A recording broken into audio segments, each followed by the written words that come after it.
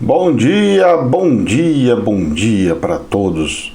Pelo menos aqui está lindíssimo dia, um azul brilhando, que chega assim a encantar os olhos. Ontem amanheceu com chuva e hoje amanheceu com azul e um sol lindíssimo, lindíssimo aqui. Espero que esteja assim também para sua região e sua cidade. Hoje é dia 20/3/2021 e hoje é dia de fofoca, porque hoje é sabadão. Então nós vamos bater papo de boteco, tomando cafezinho. Hoje eu não fiz cafezinho, que eu vou sair para fazer compra. Eu preciso comprar pão, tô sem pão aqui em casa. E assim vamos tocando o barco, no trenzinho aqui, como diz os povo, vamos ver o trem. Vamos lá, gente, é o seguinte, vamos começar com o assunto, tudo assunto polêmico, né? Vamos só começar pelo assunto da BBC News, do jornal BBC News. Ele saiu uma nota assim: o que é estado de sítio? E por que não é possível compará-lo a um lockdown como fez o Bolsonaro? Tudo bem, vamos lá. Primeira situação. A fala do presidente da República, ela não é algo acadêmica. Mas isso também não era acadêmica na época da Dilma e também não era acadêmica na época do Lula, por exemplo. Certo? A questão é o seguinte, quando ele pegou e falou sobre o estado de sítio, ele falou da situação similar que o estado de sítio faz. Porque um estado de sítio, você tem o controle do seu ir e vir, você não pode simplesmente ir e vir sem ter uma justificativa, você só pode circular na cidade com justificativa. Então seria mais ou menos isso. É que o jornal está pegando uma situação, como fere muito eles, e o receio é muito grande de uma questão de um poder sem a tal da democracia, sem eleições, sem votos e tudo mais, faz com que os jornais e tudo mais fiquem tudo assim e já transforma uma formiguinha num hipopótamo gigante. Então, de certa forma, é mais ou menos isso que aconteceu. Mas, também vendo e percebendo o que anda acontecendo, nós podemos perceber que realmente está tendo um certo abuso aí por parte dos governantes. Por quê? Vamos lá. A Constituição nossa, ela fala que o poder emana do povo. 100% do povo quer ficar fechado em casa e trancafiado em casa? Não. Quantos por cento quer sair, fazer festa, fazer não sei o quê? 30%, não é pouco. Esses 30%, eles têm que ter sua relevância, tem que ter, não sei se é 30, tô chutando um número aí. Pode ser 50, pode ser 80, pode ser 10, eu tô chutando, hein, pelo amor de Deus. Isso aqui não é estudo científico, isso aqui é fofoca de boteco, hein? Não tem nada de verdade aqui, é só reflexão de boteco. Vamos lá, tô deixando bem claro que agora nós estamos entrando na onda de um processar o outro, que tá um trem horroroso, que eu tô vendo lá, um processando o outro que foi candidato a presidente, tá processando aqui, que tá pegando o outro. Rapaz, tá virando uma coisa horrorosa. E tudo assim, e usando verba pública para se defender pra coisa, porque não tem da onde sair fora isso, né? Que a gente percebe é isso aí. Mas vamos lá, deixando lá, vamos voltar para esse estudo de vida, assim. Bom, na espiritualidade nós sabemos que nós devemos respeitar o livre-arbítrio e nós devemos ensinar o amor e não exigir o amor. Porque quando você exige o amor, ele pode virar ódio. Certo? Então vamos lá. É um gesto de amor ficar em casa. Tudo bem. Quem fica em casa porque quer e ama o próximo está executando um livre-arbítrio de um gesto de amor. Mas, às vezes, a crença de uma outra pessoa não é a mesma que a sua. Para ela, O gesto de amor dela é mostrar que ela está livre, que ela confia em Deus, que ela... E aí ela pega e sai, faz as coisas que ela quer fazer e tudo mais. Então as pessoas elas têm que parar de achar que a versão dela é a mais certa do que a outra. Porque não existe a verdade absoluta. Eu sempre prego isso e vou continuar falando isso daí, eu acho que até o final da minha vida. Quando nós estivermos no estado de sem ser encarnado em espírito, talvez nós consigamos chegar bem perto da verdade absoluta. Bem perto, mas a verdade absoluta eu acho que somente Deus. Mas vamos lá. Assim entendendo, e ontem eu peguei, minha patroa não queria fazer comida, então eu peguei e fui comprar uma pizza. Saí 6 horas, abri às 6 horas da tarde, eu já fiquei lá, para ser o primeiro a ser atendido. Não gosto de muvuca, e ainda ligo, paro lá na frente, não sabe o telefone, paro lá na frente, oi, tô aqui, eu sou o carro aqui na frente. E tal, e eles estão bem organizadinhos, tá fechado, né, o lugar, porque eles não tem nem cadeira lá, nunca tiveram, só foi pizzaria daquelas pizzarias que só entrega, você não come no lugar. E aí eu sempre vou buscar, nunca deixei o motoboy me levar, nunca. A pessoa fala, por quê? Eu não sei, eu chego lá, eu converso com o cara, aí eu falo, rapaz, põe um pouquinho mais de cebola, põe um pouquinho mais de não sei o que, eu vou lá, sabe como é que é, né? Eu gosto dessas coisas.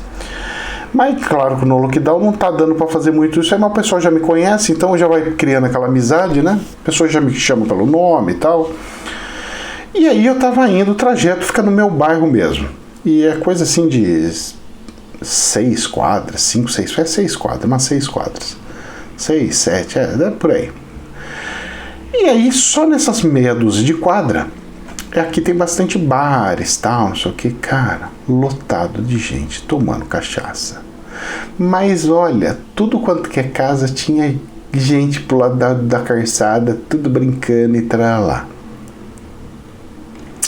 Eu olhei aquilo e falei assim, poxa, eu estava errado. Eu juro pra vocês, eu falei dentro de mim mesmo, eu estou errado. Mas em que sentido? No sentido de eu achar que o lockdown, que essa restrição é uma coisa boa. Ela é bom. Para a ciência, ela é boa. Para a doença, ela é ótima. Mas para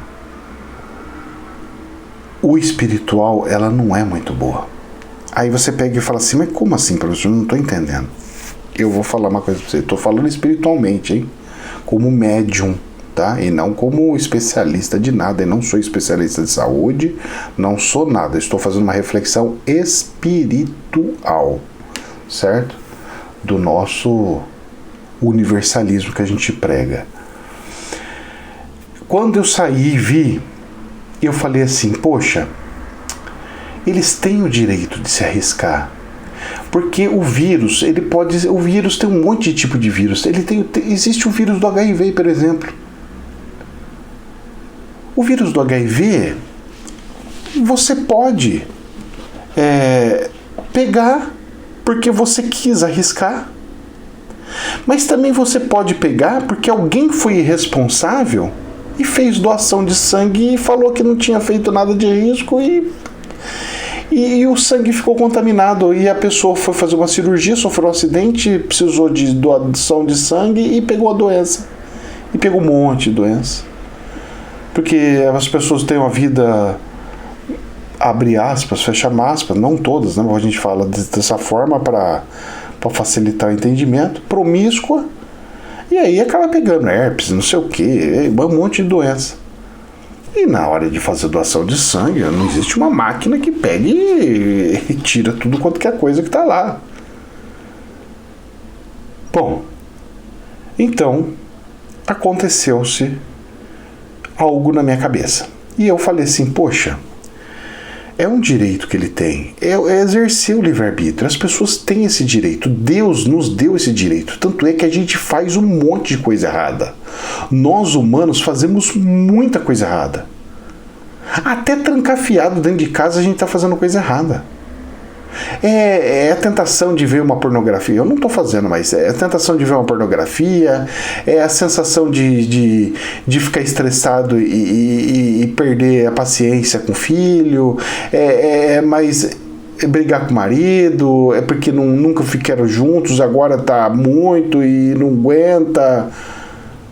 É um monte de situação. A televisão é uma só, um quer ver um canal, outro quer ver o outro. Dificuldade financeira, conta para pagar, sei lá, N situações. Nós viemos aqui para testes. E eu não posso exigir do meu próximo, do meu irmão, exigir não, eu não posso exigir. Eu posso convencer, eu posso explicar a importância, mas eu não posso exigir. Exigir, não posso exigir.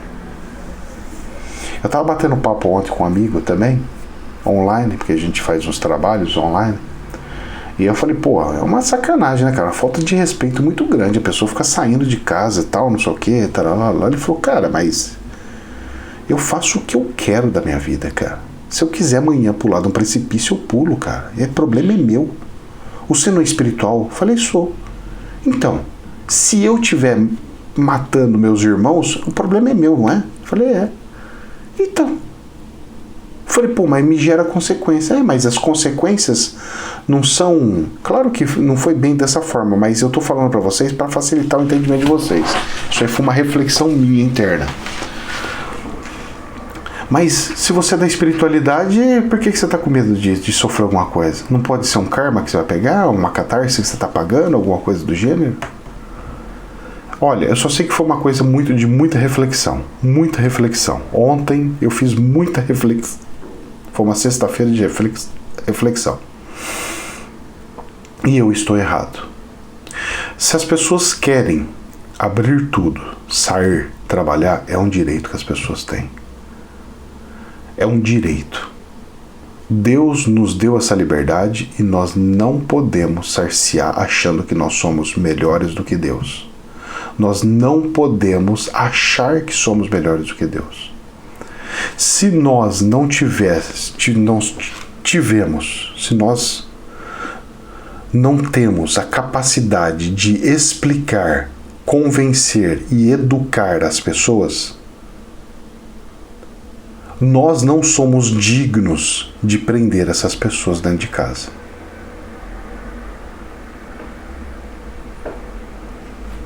Aí, nessa situação, quando eu vi isso daqui do presidente, e eu vi a pronúncia dele, ele falando, e ele até revoltado e tudo mais, eu consegui ver a essência do que ele estava falando, do que ele estava pensando, do que ele estava falando.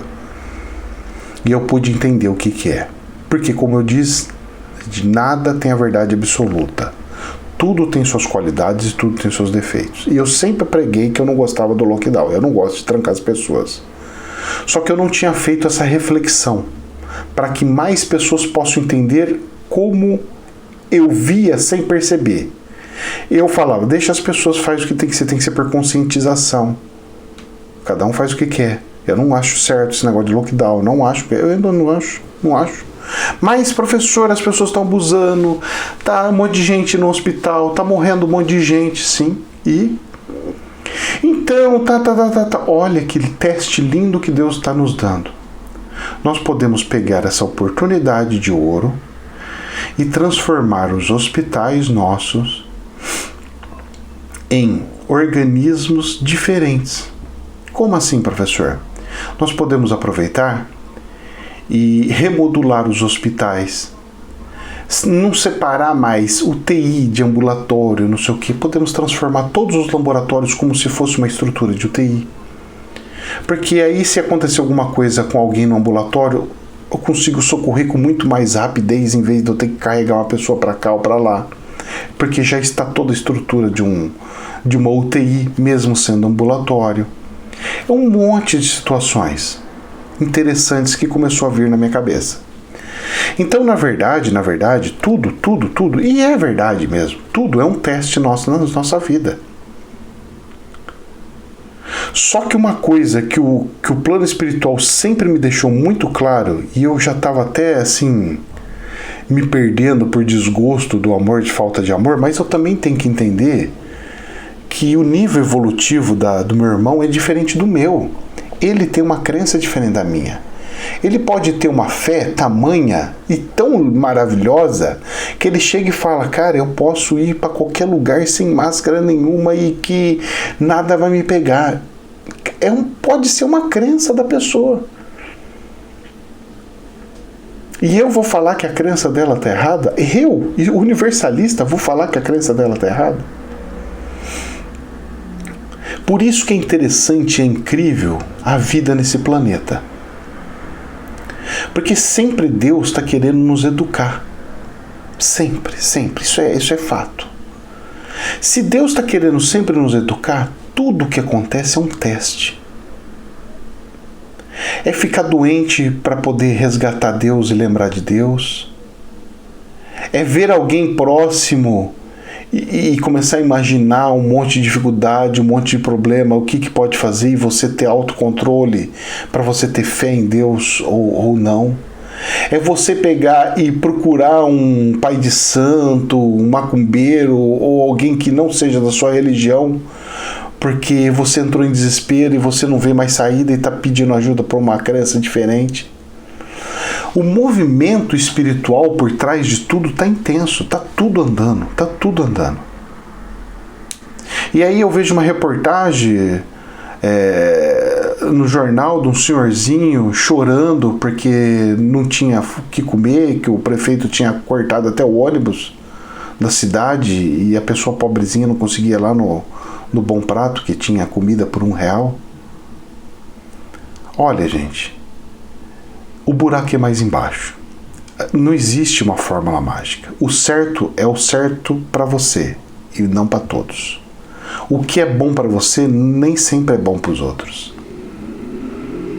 A sua religião é boa para você, mas pode não ser boa para mim, nem boa para o outro. E assim por diante. Isso é em tudo.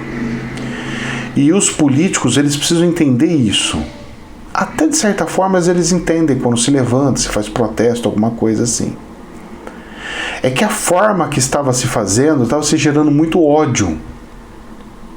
Mas na verdade, ele está lutando pelo livre-arbítrio. De certa forma é.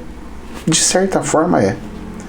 Agora, professor, você acha então certo abusar? Eu não acho certo abusar. A minha crença fala que não é certo abusar, mas a crença da pessoa acha que é. Então, o que eu posso fazer? Mas professor, isso pode afetar eu, que não tenho nada a ver. Pois é.